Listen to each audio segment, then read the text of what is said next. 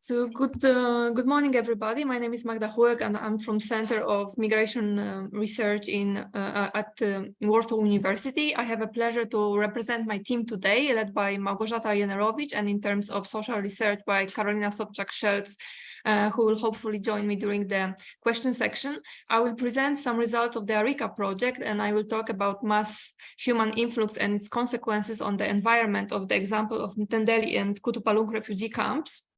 The main goal of the presentation is to briefly present local coping and adaptation strategies of refugees, host communities, and camp management authorities causing significant environmental degradation while at the same time depending on the surrounding environment. So we would like to answer 3 research questions. What were the initial environmental conditions of the area chosen for establishment of these camps? What kind of adaptation and coping strategies did authorities, inhabitants, and camps of the camps and host communities develop? And how the environment of the camps areas and its neighborhoods evolved due to presence of refugees? So methodologically, we applied mixed method approach, where on the one hand, we examined the change detection and trend analysis based on multi-source geospatial analysis, focusing on environmental changes in and around refugee camps.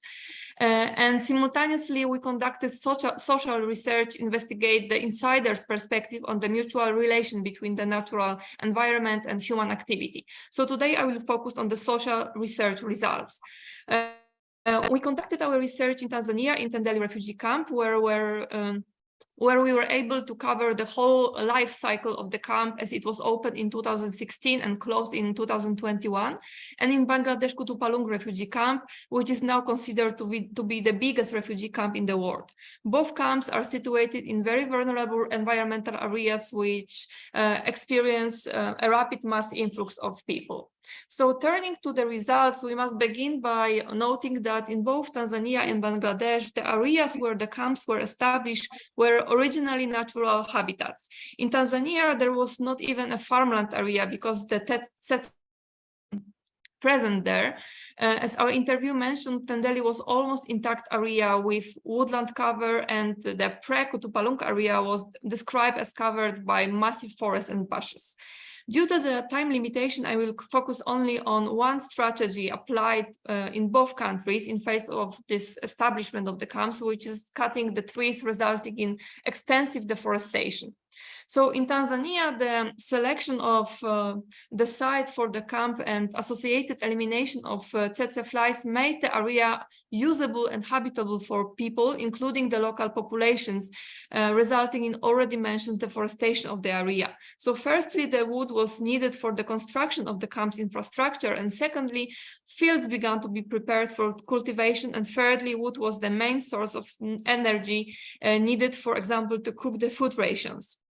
So refugees began regularly illegally collecting wood outside the camp and crossing the permitted 4 kilometers buffer zone around the camp to collect this wood.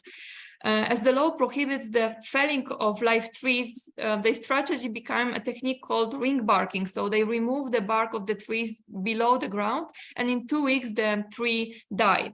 Similarly, in Bangladesh, the establishment of the camp has resulted in very rapid clearing of forest cover, and here too wood was the main source of power.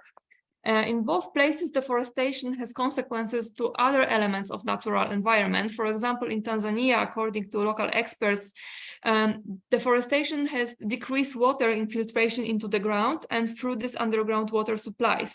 It has also a negative impact on the soil because it makes it more prone to erosion. In Bangladesh, so many trees were cut that the hills level has changed and the way of water flowing has changed also completely.